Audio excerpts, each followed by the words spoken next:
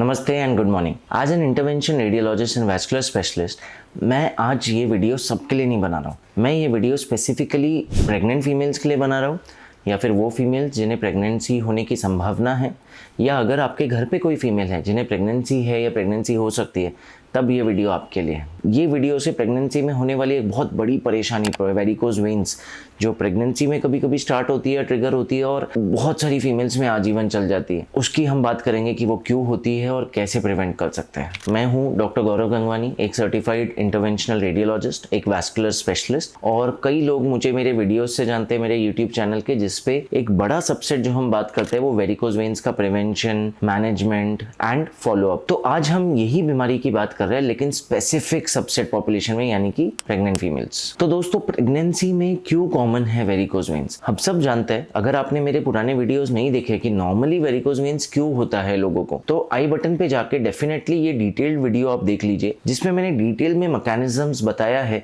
कि क्यों varicose veins होता है, कैसे वाल्व डैमेज होता है, कैसे लाइफस्टाइल और जेनेटिक टेंडेंसीज के ट्रिगर्स हैं। लेकिन दोस्तों, जेनेटिक टेंडेंसी जिसमें वाल्व्स वीक होते हैं थोड़े से, और साथ में क्रॉनिक लाइफस्टाइल जिसमें खड़े रहने का ज्यादा काम है और ओवरऑल एक्टिविटी या एक्सरसाइज नहीं है, ये डेफिनेटली मेजर कंट्रीब्यूटर्स है। पर इस प्रोसेस में कुछ ट्रिगर्स है, जैसे प्रेगनेंसी, जिसमें बहुत ज्यादा परसेंटेज चांसेस बढ़ जाता है वेरिकोज वेन्स होने का, सिवियरिटी बढ़ जाता है वेरिकोज वेन्स का। ऑफ कोर्स कुछ केसेस में ये रिवर्स हो जाता है प्रेगनेंसी के बाद, पर कई केसेस में ये आजीवन रह जाता है और प्रोग्रेस होकर स्टेज 6 तक भी जा सकता है, यानी कि नॉन हीलिंग अल्सर्स। तो क्यों प्रेगनेंसी में ये वेरिकोज वेन्स की संभावना बढ़ जाती है, ये देखते हैं। सो दोस्तों, 6 मुख्य कारण है जिसकी वजह से प्रेगनेंसी में वेरिकोज वेन्स की पॉसिबिलिटी या वेरिकोज वेन्स का ऑकरेंस बहुत बढ़ जाता है और कभी कभी सिवियरिटी भी बढ़ जाता है। सबसे पहला कारण, प्रेगनेंसी में ब्लड वॉल्यूम बहुत ज़्यादा बढ़ जाता है। फीमेल में इतनी सारी फिजियोलॉजिकल चेंजेस होती है, प्लेसेंटा, वल्ना, बेबी को खून देने के लिए जो ब्लड में प्लाज्मा का कंपोनेंट है, यानी कि लिक्विड कंपोनेंट है, वो इतना ज़्यादा बढ़ जाता है। माना जाता है कि सेकेंड ट्राइमेस्टर तक, मतलब 6वें महीने तक 1200 से 1600 ml बढ़ जाता है, यानी कि 1.25 से 1.5 लीटर, और फाइनली प्रेगनेंसी खत्म होने तक 60 to 70% भी बढ़ जाता है।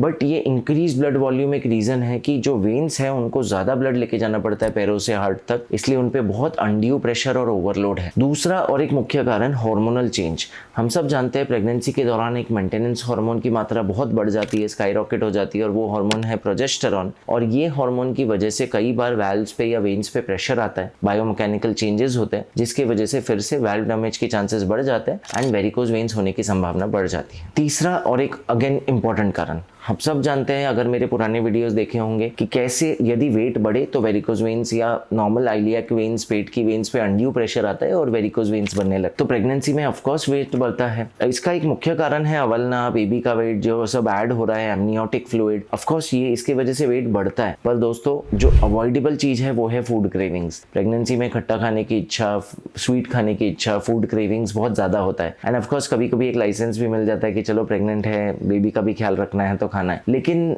वेट पे थोड़ी नजर रखनी है। जो नेचुरल वेट गेन है 6 महीने तक और 9 महीने तक, वो होगा, चलेगा, वो तो बेबी और अवलना की वजह से हो ही रहा है, लेकिन उसके बाद क्रेविंग्स की वजह से अनड्यू वेट गेन नहीं होना चाहिए अगेन, नहीं तो वेरिकोज वेन्स की संभावना बढ़ जाएगी। ये सारे कारणों के बावजूद एक बहुत मेजर इंपॉर्टेंट कारण है बच्चेदानी का बढ़ना। जिस तरह बच्चेदानी बढ़ने लगती है, जैसे जैसे बेबी और अवलना का ग्रोथ हो रहा है, साथ साथ वो पेल्विक वेन्स यानी कि आइलियाक वेन्स जो पेट में गुजरती है बच्चेदानी के बाजू से, उस पे जोर करने लगती है, स्पेशली राइट आइलियाक वेन पे, राइट साइड की वेन पे, जिसकी वजह से वो वेन का फ्लो बहुत अच्छे से हार्ट की तरफ नहीं जा पाता, पैरों में प्रेशर बहुत बढ़ जाता है और धीरे धीरे ये वेरिकोज वेन्स उभरने लगती है। जैसे ही डिलीवरी होती है और ये यूट्रस का वेट कम हो जाता है, साइज कम हो जाता है, ये प्रेशर हट जाता है, इसलिए कई पेशेंट्स में प्रेगनेंसी के बाद ये रिवर्स होना शुरू हो जाती है वेरिकोज वेन्स, पर कुछ पेशेंट्स में आजीवन रह जाती है, जैसा हमने 2-3 बार इस वीडियो में कहा। सो इसलिए प्लीज ये वीडियो अंत तक ध्यान से देखिए, बहुत सारे टिप्स हम देते रहेंगे कैसे इसे प्रिवेंट भी करना है। ऑफकोर्स 5वां एक कारण है जेनेटिक टेंडेंसी।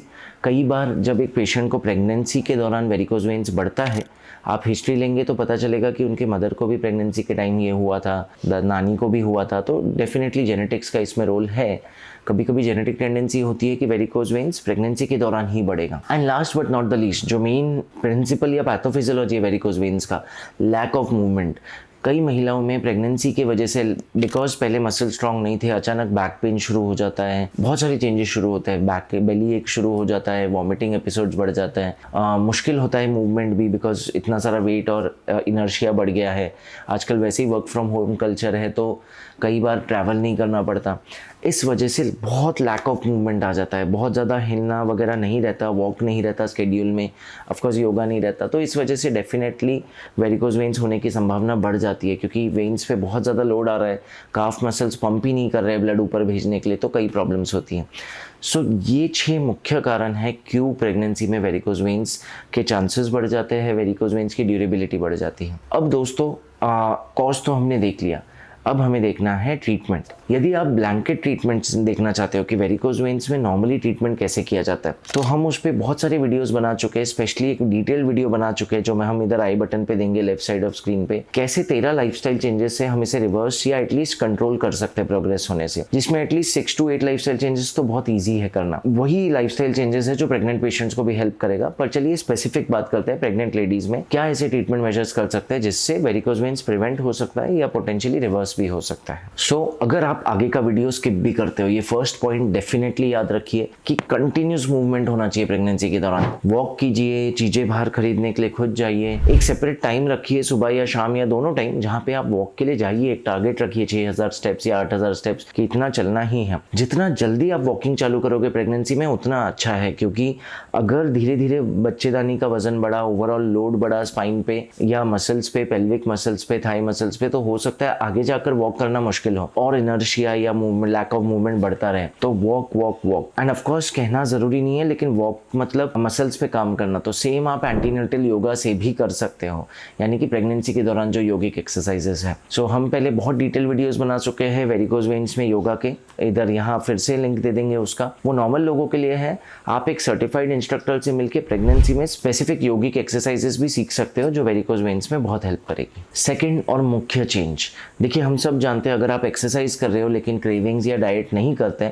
तो कैसे एक्सरसाइज ऑलमोस्ट फ्यूटाइल हो जाती है, या कभी कभी उसके बाद भूख ज्यादा लगती है और लोग एंड अप कर जाते हैं और वेट गेन करके। Same rule in pregnancy, cravings को कंट्रोल करना है, सो डाइट को रेगुलेट करना है। यस, पूरी तरह दबाना नहीं है क्रेविंग्स को, आप लाइसेंस या कंसेशन है प्लीज ऑफ कोर्स एक्स्ट्रा मील लीजिए, एक्स्ट्रा कैलोरीज लीजिए, थोड़ा बहुत स्वीट टूट खट्टा खाने की इच्छा सब पूरी कीजिए, बट कंट्रोल में, एक लिमिट में। सो अगर क्रेविंग्स ज्यादा हो रही है, involve someone who can help you out, but definitely control cravings. Third and बहुत सिंपल स्टेप, प्रेगनेंसी के दौरान भी ऐसे कई मौके आएंगे जहां शायद आपको बैठ के काम करना पड़े या बैठ के कोई मूवी देखनी पड़े।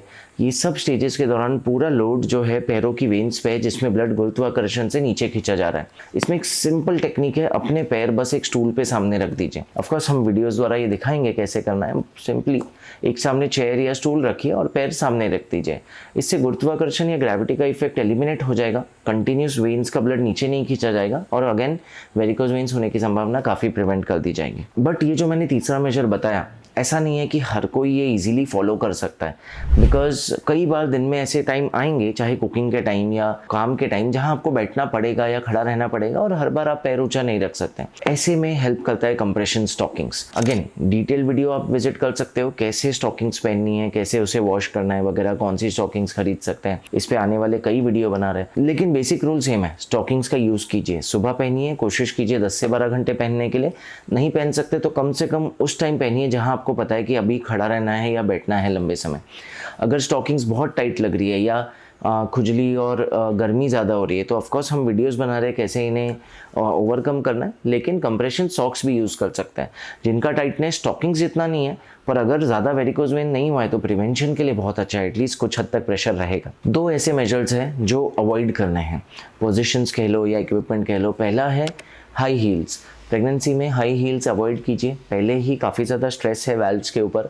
हाई हील्स से स्टडीज़ में बताया गया है कि और प्रेशर आता है वैल्व्स के ऊपर, ओवरऑल लोड ज़्यादा आता है, डायनेमिक्स चेंज होते हैं, इसलिए हाई हील्स डेफिनेटली अवॉइड कीजिए। सिर्फ वेरिकोज नहीं, ओवरऑल मसल्स, टेंडन्स बहुत सारा हेल्प करेगा, मस्कुलोस्केलेटल भी। एंड सेकंड, क्रॉस लेगेड बैठना अवॉइड कीजिए। ज़मीन पे बैठक मार के बैठना, मांडी मार के बैठना या फिर एक पैर के ऊपर दूसरा पैर चढ़ाना, ये प्रेगनेंसी के दौरान थोड़ा सा अवॉइड कीजिए।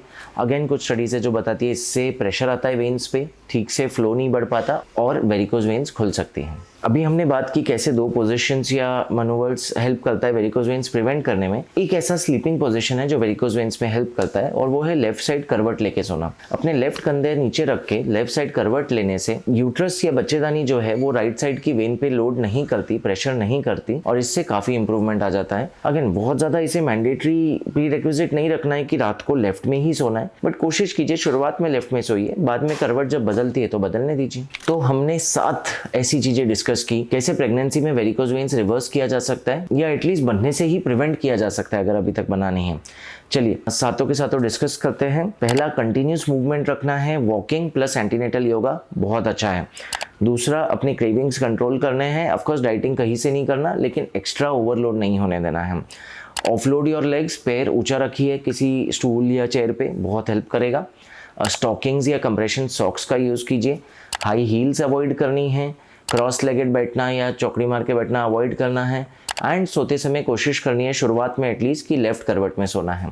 धीरे धीरे करवट चेंज हो जाए नींद में, कोई प्रॉब्लम नहीं। सो दोस्तों ये था प्रेग्नेंट फीमेल्स के लिए। आप में से बहुत लोग जुड़े होंगे जिन्हें नॉर्मली भी वेरिकोज वेन्स है, तो वो हमारे ये सारे वीडियोस जो हम दिखा रहे हैं स्क्रीन में, जिसमें डिटेल में हम बात करेंगे स्टॉकिंग्स के बारे में, योगा या एक्सरसाइजेस के बारे में, वेरिकोज वेन्स की पैथोफिजियोलॉजी। अगर अब तक आपने आई बटन से ये वीडियोस नहीं विजिट किए, डेफिनेटली विजिट कीजिए। बहुत सारे वीडियोस हम बना रहे हैं आने वाले समय में कैसे स्टॉकिंग्स को और यूजर फ्रेंडली बना सकते हैं जिसमें गर्मी पसीना ना हो। So stay tune to the channel and subscribe so that आप ये सारी जानकारी हासिल कर पाओ।